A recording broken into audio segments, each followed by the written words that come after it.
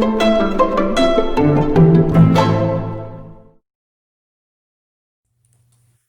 BookTube! Welcome back to the Babbling Bee.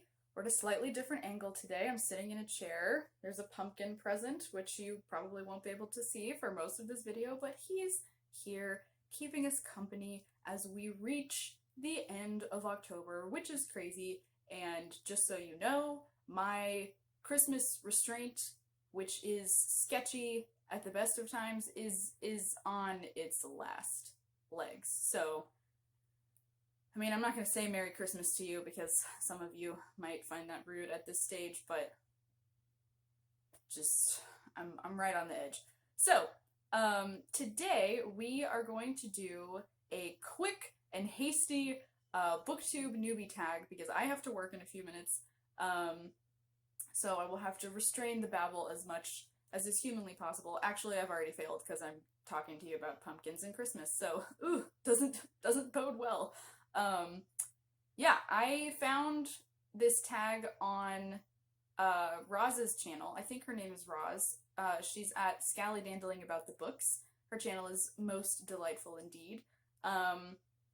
But one of my lovely commenters actually encouraged me to do this tag, and I hadn't even thought about it, so thank you.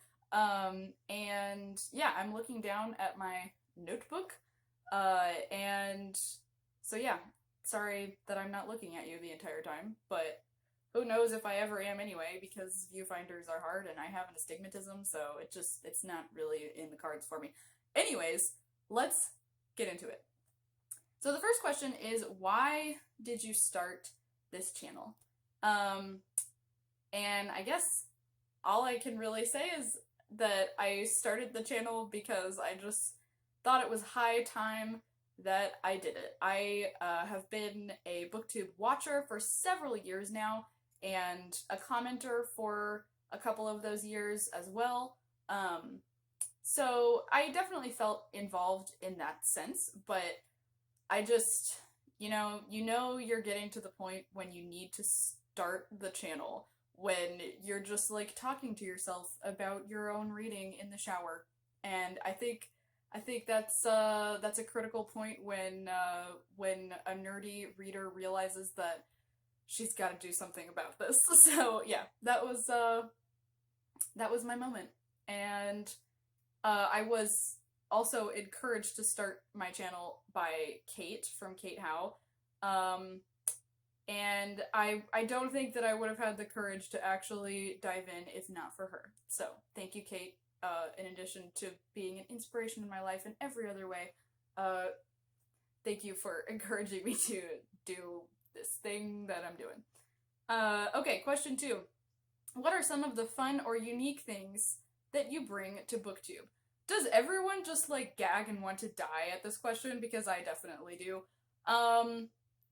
This is going to sound like a cop-out answer, and I really don't intend it to be, but I genuinely feel like everyone is unique, and so everybody brings, like, uniqueness to BookTube simply by virtue of their own rich and fascinating and complex personalities. So I think that is true for me. Yeah, so I guess I get a free pass just by virtue of the personality theory. But yeah, I would say I read fairly widely. I like poetry, I like short stories, I like fiction. I have found like my niche interests in the world of nonfiction, and those niches are ever widening and dividing themselves into different little sub-niches. So there's that. I also read magazines, and like a few different like periodicals. And I love young adult literature. I love children's literature. So yeah, I think also, I mean, I don't know if this really answers the question, but in some ways I'm still learning what my reading tastes are, and I'm constantly getting inspired, often by BookTube itself, to look for new authors and try like some new subgenres. And I know that there are tons of books out there that I'm going to love. Like, I'm thinking of them in my head as I'm saying this, that I've heard about from booktubers who like the sorts of things that I like. There's lots of books out there that I have yet to read. And so in one sense, I think this channel is kind of going to be a way of documenting my progress as a reader and my journey into discovering my own reading, and everyone's unique. Let's just move on before we all turn into Mr. Rogers or Oprah or something. Anyways, question 3. What are you most excited about in starting this channel? So I'm excited to have just done it. I'm still shocked that I managed to navigate the strange waters of YouTube, in my own clumsy way, in my really weird makeshift raft made out of toothpicks and, glued together with maple syrup. But anyways, yeah, so I'm excited to have started it, and in some ways I feel like the BookTube community as a whole is kind of like this really huge, like, virtual Guernsey literary and potato peel pie society. And if you know that book or the movie, you know what I'm talking about. Like, this is just kind of like one giant book club where people who take solace from reading are coming together and sharing what they find magical about the things that they're reading. And I just think that's lovely, and it's been such a comforting, cozy and inspirational thing in my life. So I'm happy to be a part of it now. In a different way. Like, I think you're definitely a part of it if you are a commenter. I think that is you entering into the conversation, but having your own channel is just a different manifestation of that. So, yeah. Okay. Question 4. Why do you love reading? Okay. This is a dangerous question because ask that to any reader and we're like, sit down, I'm gonna talk to you about this for the next 4 years.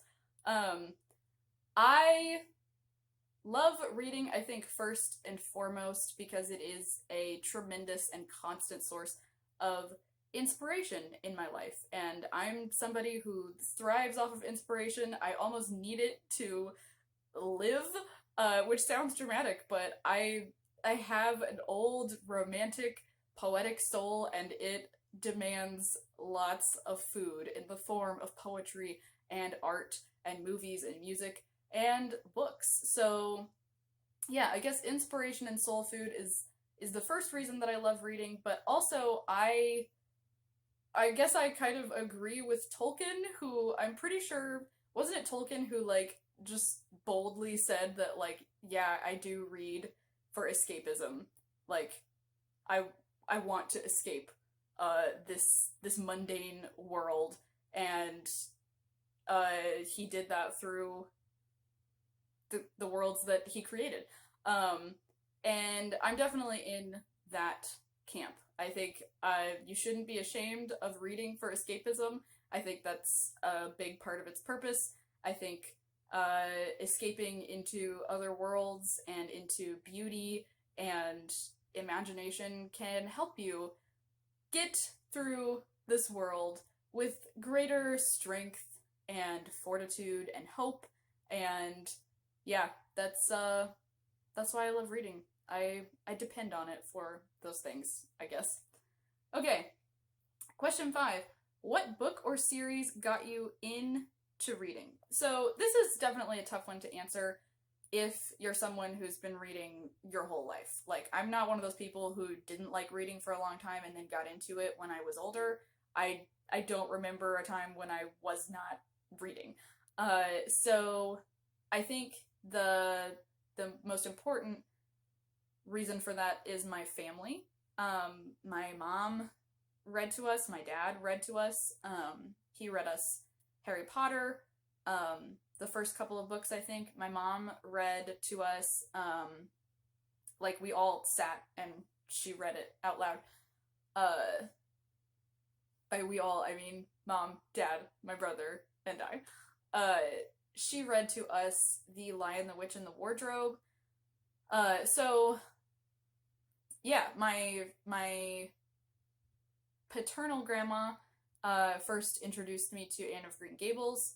My maternal grandma has always talked to me about her love of reading and what reading meant to her when she was a little girl in school, and how it allowed her to like learn new things, and it was a fundamental part of her like educating herself. But it also was just like a thrilling and wonderful form of entertainment. So I remember talking to her a lot about reading, and innumerable other people in my family have talked to me about the books that they love. They've read out loud to me. So yeah, I think it's very much been like an inherited thing passed down to me from people in my family. But I do have one book that I wouldn't say it's the book that got me into reading, but when I think about some of the first books that I remember reading, or in this case, it's a book that was read to me, I think those books are really important to our identity as readers, and I love like hearing about books that people remember reading when they were very little. Like, not so much the reading that you started picking out on your own, like when you got a little bit older and you kind of knew what you liked and you started like picking books out of the library by yourself. You know, I'm talking about the reading from like when you were just kind of like young and helpless and you had to just sit there and listen to whatever was being read to you. And it is lovely in those cases if you don't hate the book in question, if you love it, and whoever's reading to you knows that you love it, so they read it to you again and again, and so you start to like absorb the rhythm of it and the story becomes a part of you. So, blah blah blah. One of those books for me, which is gonna be backwards to you, but it is The Napping House by Audrey Wood, illustrated by Dawn Wood. A marvelous and wonderful children's book. I have read this book to other children since I have grown up, and they loved it just as much as I did. Does this have an inscription in it? Nope, just says my name on it that my mom wrote. But yeah, this is... I'll just read you the first page and show you the picture, which will be backwards, but work with me. There is a house, a napping house, where everyone is sleeping. Look at that. Gorgeous rainy day. Gorgeous big cozy house. So yeah, this book is funny. It has a wonderful rhythm to the writing itself, and I remember hearing it when I was a kid and just finding it delicious the whole way through, and it made me laugh out loud. And it kind of goes on this journey from like the dark, rainy vibe that you see at the beginning to the sun coming out and everything looking just a little bit different at the end. And for some reason that just always fascinated me every time. So thank you, Mom, for reading us The Napping House. Okay, what number are we on? Question number 6. What question would you ask of your favorite booktuber? Nobody wants me to answer this question because I, as you know, am deeply inept when it comes to this sort of thing.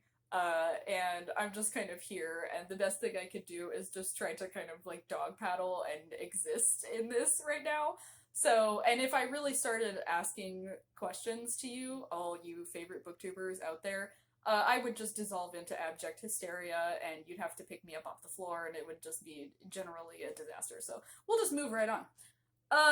Question number 7, and the final question: what challenges do you face in starting a channel? Many.